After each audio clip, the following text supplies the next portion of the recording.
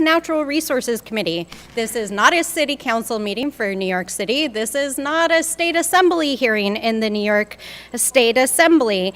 And this is also not a committee that has jurisdiction over immigration or international affairs. We're here because we have stewardship over our lands, waters, and wildlife. And there's been a lot of strange misinformation provided here today, but one thing that I do think is helpful for the public to know is that part of the role and responsibility of members of Congress is to serve their communities, to do casework.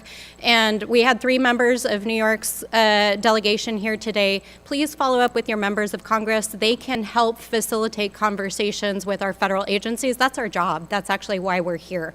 So we don't need to have fake hearings that are about political issues. It's really about just facilitating those kind of conversations. I do want to correct the record on a few things, and then I'll turn it over for a quick question. First of all, there was a comment made about veterans. We've had the largest expansion of veterans benefits ever in American history in the last Congress, with the passing of the PACT Act and the eligibility of 3 million more veterans to qualify for that. There's been a lot of misinformation about how immigration and asylum works. Most of the people who are currently being housed in various places by the places where they're being received have already been screened at the border. In fact, that is our policy. And they have been screened to be safe. Of course, there's always violence that occurs in our communities, but they also are awaiting asylum hearings in the asylum system. And if our friends across the aisle would like to fix the immigration system, fund our programs and pass bipartisan immigration reform and work on these issues. Don't hold political hearings, but actually get to work on the issues that the American people care about and that are impacting so clearly our communities. But Assemblywoman, I really appreciated some of the comments you made earlier about humane solutions and about collaboration. And I understand very much like the challenge of working with the federal bureaucracy. All of our communities struggle with it, and certainly we're committed to helping support work out issues so that there is better coordination. But we don't have jurisdiction over the state or the city here, but because we are here talking about immigration, about what to do with the populations who are here in our communities. I want to start with Ms. Fisher, and then I'd love to ask Ms. Williams as well. You know, what do you see as being some of the ways in which we can fix the existing systems to help get people through the asylum system faster, to more humanely house people, to make sure that families are safe in the spaces where they are living in the interim, and to make sure that our communities have a say in the process. So I'll start with Ms. Fisher and then turn to Ms. Williams.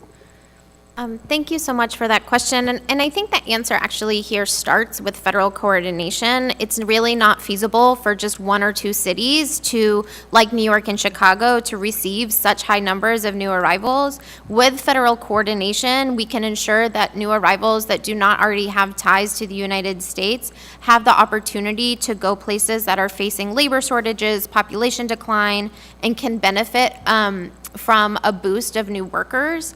People also need the ability to work. Asylum seekers are only able to receive work permits once their asylum applications have been pending for 6 months. That needs to be sped up. If we take the example of Carla, who I spoke about in my opening statement, it took her months of doing, the hair and nails of people in her shelter to save up the thousands of dollars she needed to pay for an immigration attorney, to then file for asylum and then start the clock to wait the 6 months for her work permit, which obviously delayed their ability to move out of shelters and into independence. And again, what we need is a system that provides people the ability to come here safely in a dignified manner, and support services to help them navigate their cases in immigration court. These solutions have not only proven to be more effective at helping people comply with their immigration requirements, they also will save taxpayers' dollars and bolster local economies. Go ahead, sure.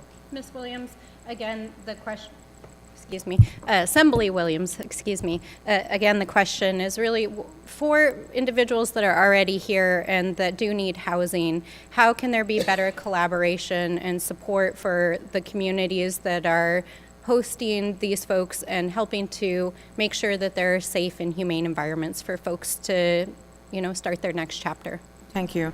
There definitely has to be a dialogue with all the electeds at the table.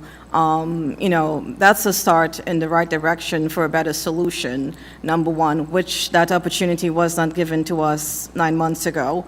So moving forward, and the best thing we can do for those families that Floyd Bennett feel is not to renew the lease and, try to do something better, whether it's open up the rest of the state, have them vetted much quicker, because we know for sure that not everyone who is seeking asylum is going to be granted that status. And I just want to piggyback a little bit when we talk about vetting process and it's done at the border. Well, I really wondered what happened with the 8 individuals that was arrested. Didn't they go through that vetting process too? Because for us in South Brooklyn, we do have a shopping mall that thousands and thousands of people visit every day, and God forbid something, crazy had happened, how that could have been a place of an attack or something. So we have to do better, but everyone has to be at the table. It can't be a one-way conversation, and then the local electeds is left in the dark to answer to their constituents. Because most times the local electeds have more interaction with their local constituency. Thank you. Thank you, Madam Assemblywoman, and it's unfortunate that your members of Congress left before they could hear that. So thank you, Mr. Chairman. You're certainly welcome. First of all, I want to address the jurisdictional issue. This is the Oversight Committee of Natural Resources. That means everything is on